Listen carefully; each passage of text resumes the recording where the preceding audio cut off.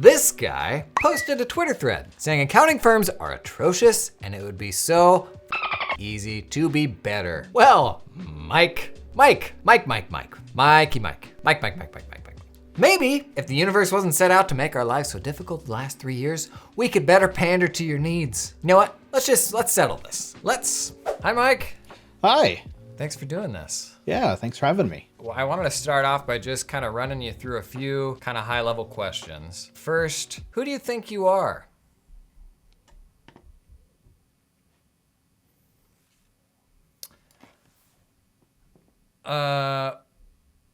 Second, who hurt you?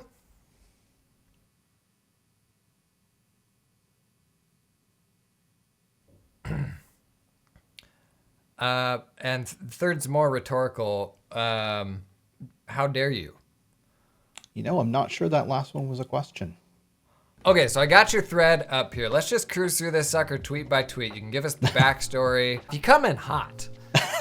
Come in real hot. A thread about why accounting firms are atrocious and it'd be so easy to be better. So obviously you had a negative experience with an accounting firm. Is that fair to say? Man, it's not just one. It's every accounting firm I've ever worked with. I'm gonna cruise through these tweets. Most accounting firms view their primary function as count the beans or manage the books. While this is indeed table stakes, most firms just sort of stop there. They're missing a whole bunch of things. Many firms don't do e-signature. So have you ever worked with a firm that did e-signature? I have one who just rolled it out for this year, which seems a little bit late to the game to me. You mean they've been around for a minute?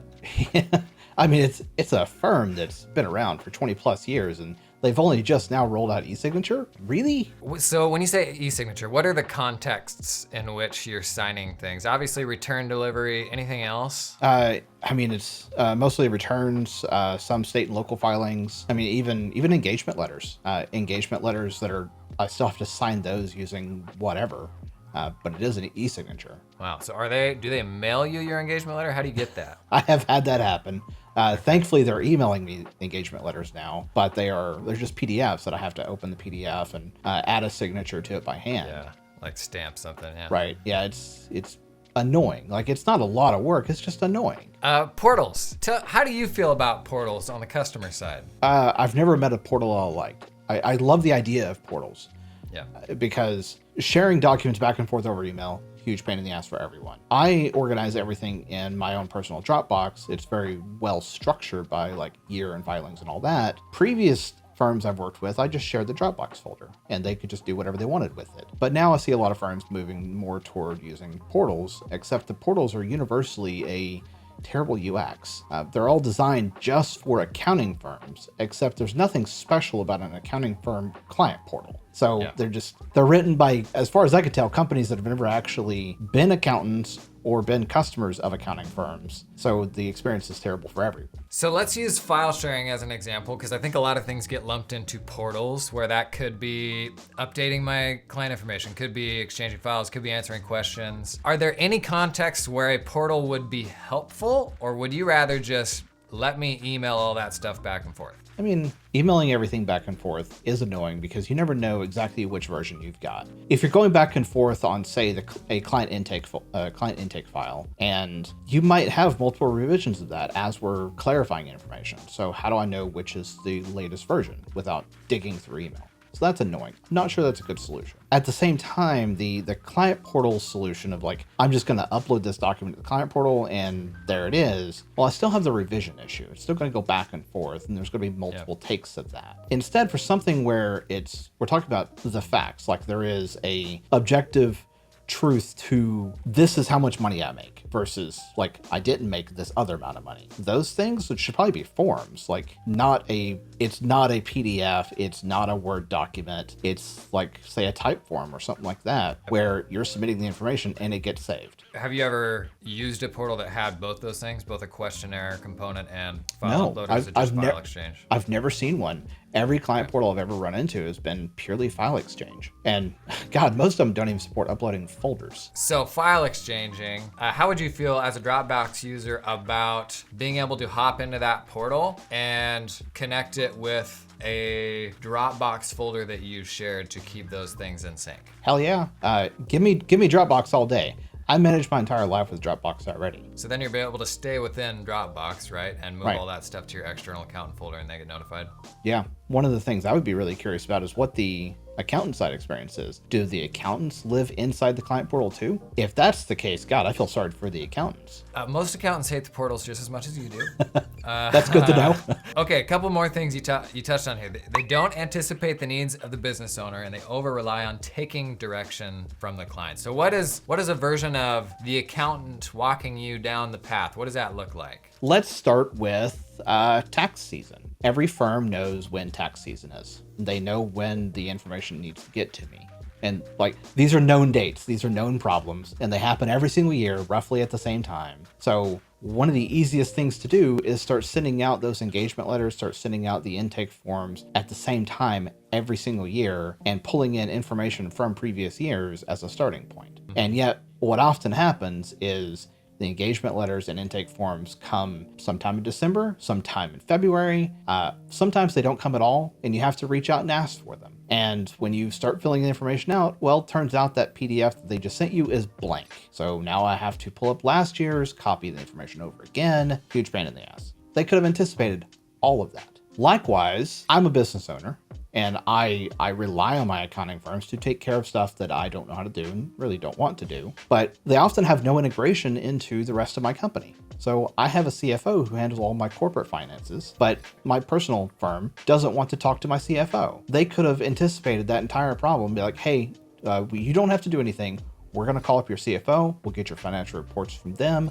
We'll take care of all that for you. Super easy thing to do. Why am I passing K1s back and forth between the accountant and my CFO when they could have done it themselves? So they're just not anticipating needs. And in fact, it's super weird, but accountants are experts at what they do, and yet they're behaving more like order takers, where I'm having to tell them, talk to my CFO, go do this thing. Why haven't you done it this way? They should be telling me what they're doing. Like, we're going to do this for you. Don't worry, no action needed. It's taken care of. So you want them to be out ahead of it, telling you what to do, not sitting back waiting for you to bring something to them. Yeah. You talked about your accountant creating more work for you. What are some examples of situations where they created work for you where they could have instead done that for you? When I switched from my previous firm, I switched and let them know I was switching because of concerns about accuracy of the returns. And instead of them saying, we should probably go look at those previous returns, they said, oh, sure, okay, and just didn't do anything about that. So I had to tell them, I don't think these returns are entirely accurate, and then had to go digging to prove that they weren't entirely accurate when they could have listened to what I said and confirmed it themselves. And turns out, yes, I was right. They weren't accurate. And then I had to tell them how I wanted them to fix it.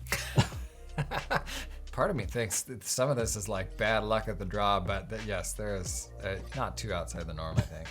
That's unfortunate. So to kind of set the stage of the relationships you've had so far, have you had an accountant that you do like tax planning with throughout the year, or is it purely a once a year, file my stuff, that sort of relationship? That's one of my biggest annoyances, actually, because there should be more tax strategy with a firm that I work with. And I had to go off and hire another firm, another financial planner, just to get access to tax strategy on an ongoing basis, and then had them work with my accounting firm to make sure that it's all handled. I would expect that sort of thing to be coming from the accounting firm to begin with. Like, you know who the good financial planners are. Why didn't you just hire them? And now you've got more of my money throughout the year in the off season. Let's talk communication. What has that looked like historically in your relationships? You know, I like you. I think you're a nice guy, but I'm not sure that accountants in general are the best people to be doing customer support. Most accountants, I would rather not have them talking to customers. They tend to be short with customers. They tend to talk in jargon. They tend to not be overly communicative, as in they basically never talk to you. And the poor communication, like, that's just table stakes. That's table stakes for any services firm, no matter what it is you're providing. And accountants didn't get into being accountant at a firm to do customer support. So why are they? And there's a whole bunch of stuff of like, hey, how's my billing looking? Have I signed the latest engagement letter? Why am I signing engagement letters with the accountant to begin with? Like, they have nothing to do with that. So the poor communication is just one of the biggest annoyances, and I think it stems entirely from accountants doing customer support, which is undifferentiated work to begin with. They should be focused on the accounting. That's why they're there. And this whole thread started with, what business would you start next? An accounting firm, because the bar is so ridiculously low. So you spin up your accounting firm, you got some dweebs in the back working on the technical stuff that can get the work done. How do you staff the support side? The support side, I would go hire people out of retail, people who are used to dealing with the general public, perhaps office assistants, that sort of thing. But I'd be looking for people whose skill set is in customer support or interacting with customers directly. I think a lot of accountants feel pressure to be able to speak intelligently to questions that come up. As you, the customer, do you have any concern if the person you're interacting with isn't the same depth of an expert? No, who, not like can't give you an answer on the spot? No, not at all. Because it really depends on exactly what sort of question I'm asking. If I'm asking questions about the relationship with my firm, like say billing questions and things like that, then I know the person I'm talking to, they may not have those answers. And it's super easy for them to say, you know what, like, let me get you in touch with the people who handle the accounting. I only handle engagements, I handle the relationship, things like that. It's actually fairly common in larger consulting firms, say like management consulting, to have the consultants who are doing the day-to-day consulting work and to have a separate engagement manager. The engagement manager being the primary liaison between the client and the firm, but they are not consultants themselves. And everyone, like, that model actually works really well. Engagement managers tend to be more like customer support professionals. If you're going out there as a solo firm owner, what are the first 3 or 4 hires you make in that firm? Where does that support person slot in? Ooh, that's a good question. I think the first hire would be an admin/office assistant and make them do the customer support. And it's basically you offload all the customer support, you offload all of the non-accounting work to this person. And then after that, it really depends on which direction you need to grow. In the legal world, there's the paralegal role, which is not an attorney, but does attorney-like work. It's more like lower level stuff. I imagine there's probably something very similar to that in accounting. What are some examples of stuff you've had to provide to your accountant that they could have gotten themselves? Grocery receipts. What was my grocery receipts last year? What was my grocery receipts last quarter? I need to make quarterly payments. And one of the biggest challenges of making quarterly payments is I need to figure out what that number should be. And they could just go figure that out because they have access to the forecast and they have access to the full P&L, but they don't. They asked me for it. I don't know the answer to that. I'm having to provide that information to them when they could have done it themselves. So you've got some sort of system where they've got access to I just share Google Drive with them. You've had situations where they cruise into the last minute and they need something they could yeah. have requested earlier, presumably? Yeah. Things like I sometimes make investments into other companies and I will say that up front and then they come back shortly before the deadline like, hey, I need information on that. I'm like, could have told me that 2 months ago. Why are you only asking now? So yeah, it happens. It is not an incredibly common thing, but when it does, it's super painful because, looming deadline. I've had situations where they'll come to me to talk about estimated payments I need to make. And they'll say, hey, you need to make estimated payments to state and federal. You have to do it in 2 days. I'm like, wait, what? 2 days from now? You're just now telling me this? To come up with a pile of cash to... Yeah, I'm like, I don't keep that money in my checking account. Like, it's going to take the 2 days to move it. That's why they gave you 2 days notice. Absolutely ridiculous. How good was that? Let's distill what Mike outlined here to a framework, something we can make tangible progress toward. Maybe you're a super cool new age accounting firm already, but there was something in that conversation for just about everybody. So, how do we get to be more modern? Here's a few easy wins we can take from that. Number 1, e-signatures. Come on, people. This is an easy win. E-cigs everywhere. When I asked him which contexts those normally come up in, it's usually either engagement letters or signing tax forms. Let's start with engagement letters. The industry specific options here are Ignition, Go Proposal, or Nula. You could go with normie apps like DocuSign or what else? HelloSign, PandaDocs, there's a bunch of them. Or even simpler, many of the modern practice management apps now will let you do e-signatures on any documents in the client's portal. Pull up the document, you just indicate where you want to do a signature. If your client's already living in your portal, that's the best way to do that. If you don't have a practice management system that has a portal, then you're probably stuck with something off the shelf, a standalone e-signature solution. Now, tax return e-signatures. Most of our tax softwares will have something built in, and it's better than nothing. It's better than paper signatures, but it is probably hot. So look for something else that will do. You need KBA, knowledge-based authentication for tax forms. Actually, for certain tax forms, but mainly the 8879. And there's a lot of tools that do KBA. DocuSign, Right Signature, which has a nice share file integration if you're a share file user. If you've got a practice management system with client portals, that's probably the easiest way to do it. If you don't, you're looking at something off the shelf. Take the lead, have a plan. Mike is a person with strong opinions on how things should be done, but he still wanted his accountant to take the lead. He doesn't know what he's supposed to be doing. That's your job. Give him a schedule. Tell him the expectations month over month, when he's gonna get his annual renewal, when he needs to provide you with certain details. Oftentimes we think we're doing clients a service by being flexible, by letting them get it to you whenever, but I actually think most people want you to make the rules. Give them the framework to work within, tell them when to expect things. You can be flexible within that, but that's a lot better than no communication. Be a human, or hire someone to be your human. Accountants have a different way of being endearing. That's not the right word. Clients almost come to an accountant expecting to work with a weirdo, because they'll say things like, oh, you're good for an accountant, which is like, thanks. But the solution here, I think, is either one, take customer service people and make them accountants, and then giving them those accounting skills, or two, just have a customer service layer. Put that person out in front of your expertise. Because you know what? You would happily delegate your client communication. For many of us, the most stressful aspect of our job is client communication. It doesn't mean you'll never communicate with your clients again. It means someone else who's a fantastic communicator can help you. You take the fun conversations, but someone else is on standby.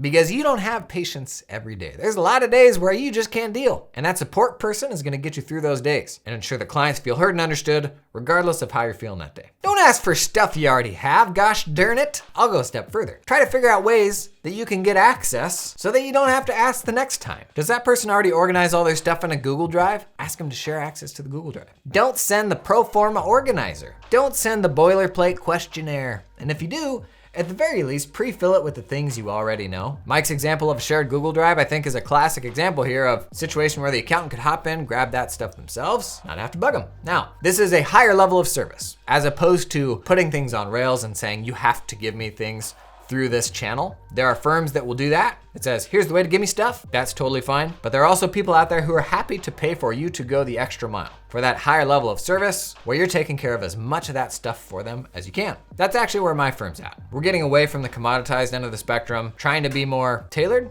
hands-on to what they need. And these people universally don't want to fuss with it. So if there's a way we can get that stuff for them without having to bug them, they love that. They value that. Okay, so you put this thread out there. Obviously, very critical. You didn't pull any punches. What was the reaction? Did you get anybody reaching out? Did you get a new firm from this? What came of this? I had a lot of offers for new firms. I had a lot of DMs from people saying, hey, you were totally on point with this. I really want to go work for a firm that isn't that. I've had a lot of other founders and executives say, yeah, this is my experience too. My own CFO called me laughing like crazy at it. He's like, yep, this is every firm ever. I had a lot of accountants basically reaching out and be like, yeah, this is totally my experience. Like, you're totally on point. I saw a whole bunch of quote tweets and like replies to other people's quote tweets that were very critical of me, saying like, who the hell is this guy? Like, this guy is totally wrong. He's not an accountant. He doesn't understand this. And then you end up with a whole bunch of other accountants be like, yeah, but really? Like, no, I think he's on point, dude.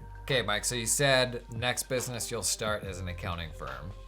Sounds like you had a bunch of accountants reaching out. Yeah, I want to find a firm like this to work for. Sounds like you're 80% of the way there. Yeah. As it turns out, I actually did look into this, like legitimately spent some time on it.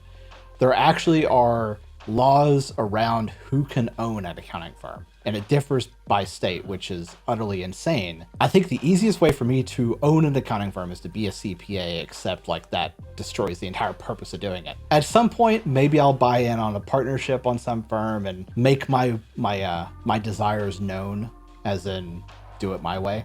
But yeah, whole bunch of accountants are really looking for a firm that is more modern. There's a lot of these people who could just start doing it themselves, leave their shitty firms, go join a good one, or start a good one. And I am kind of 80% of the way there, but I don't know that I really actually want to start one. I mostly want it to exist. because I want to be a customer of it. Yeah.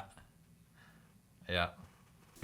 You know what? I think Mike's right. I don't like it, but I'm with Mike. I used nicer words, I think, but I'm with Mike. Give Mike some love over on Twitter. He was a super good sport coming together on this. No shade, we were just having fun. He runs a consulting firm, Duck Bill Group, to help you lower your AWS bill. What do you think? Anything Mike missed? Anything you disagree with? Drop a comment below.